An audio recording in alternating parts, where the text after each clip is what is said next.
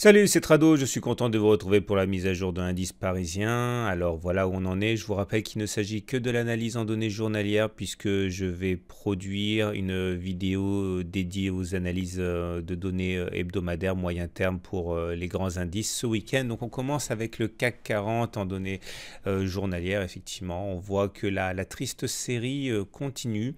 Je vous rappelle ce qui s'est passé. On a eu 32 séances en apesanteur au-dessus de la Tenkan ici, ce qui n'est peut-être pas arrivé en 20 ans, et je ne sais pas ce qui s'est passé avant, j'ai eu la flemme de remonter. En tout cas, ce qui est sûr, c'est que ça ne pouvait pas durer comme ça.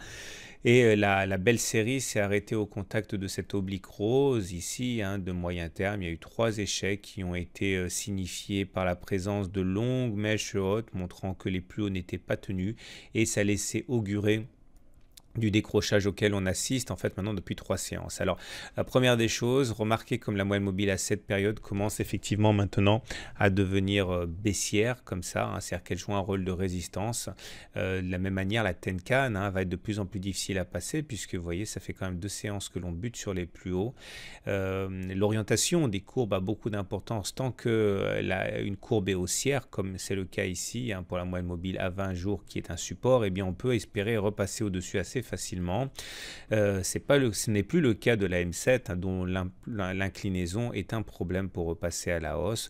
Et puis surtout, regardez, on vient de clôturer en dessous de la moyenne mobile à 20 séances. C'est-à-dire que non seulement nous avons eu droit à notre fameux retour à la moyenne mobile à 20 séances, maintes fois évoqué, qui est une loi statistique inaliénable, mais maintenant on a également clôturé en dessous, ce qui n'est pas trop grave, je l'ai déjà dit, tant que la M20 ne devient pas baissière, mais en tout cas ce n'est pas une bonne chose.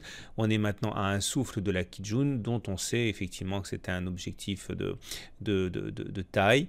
J'avais également proposé une lecture en termes de Fibonacci. Je vous rappelle que j'ai un module de formation sur tout ça, sur la M20, sur la Kijun, sur l'Ishimoku, sur les Fibonacci. Vous pouvez vous y reporter. L'idée est très simple. Vous prenez toute la jambe de hausse qu'il y a eu, l'impulsion de là jusqu'à là, vous tirez vos Fibonacci, ça se calcule tout seul, et chacun de ces niveaux ici constitue à la fois un objectif et un support possible.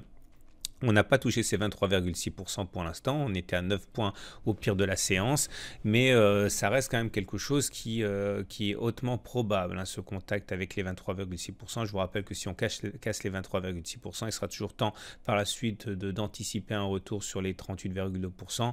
On verra, pour l'instant, on n'a pas encore fait contact. Alors justement, regardez ce qui se passe sur les autres marchés, notamment le DAX. On a déjà fait ce contact sur les 23,6% de Fibonacci à partir de ce niveau qui correspond également à la F20, plus ou moins. On a dessiné un harami haussier qui est, on va dire, encourageant pour la suite. Le problème, c'est que du côté de l'Eurostoxx 50, l'indice pan-européen, non seulement effectivement on a du mal à voir les 23,6% jouer leur rôle de support, puisque vous voyez, ça a fait support à la séance précédente, mais là c'est vraiment fragilisé par la séance de vendredi.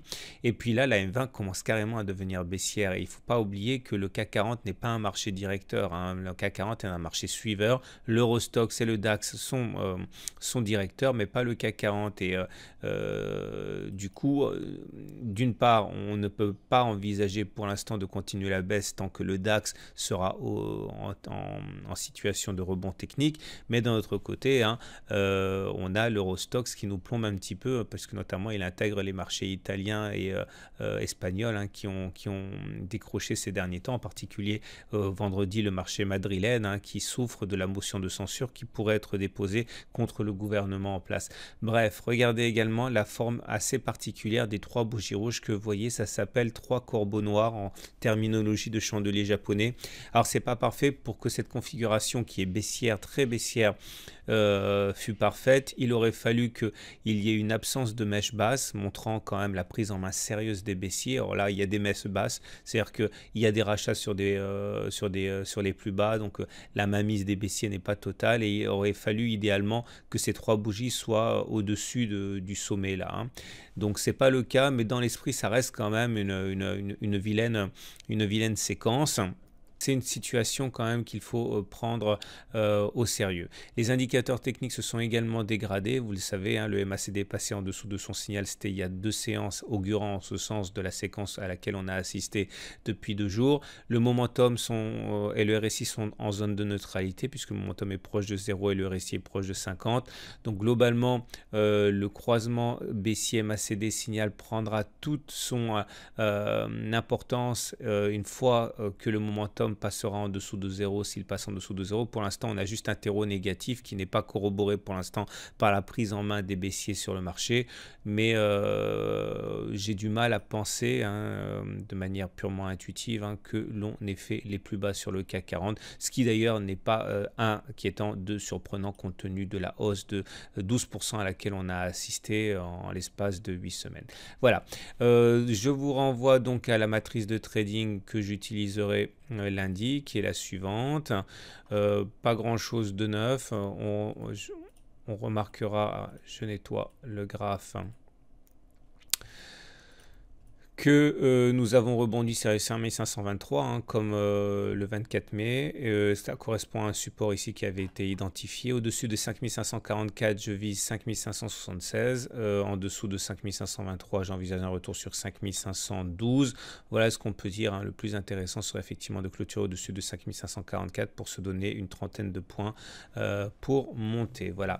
Je vous donne rendez-vous ce week-end pour l'analyse technique hebdomadaire de l'euro-dollar, du pétrole qui influence directement le CAC 40, il ne faut pas l'oublier, et également sur une analyse des grands indices en données hebdomadaires. Et surtout, n'oubliez pas, si vous voulez couvrir votre portefeuille, j'ai écrit un article dédié à cela il y a 3 jours, vous le trouverez facilement. Et je vous souhaite un très bon week-end.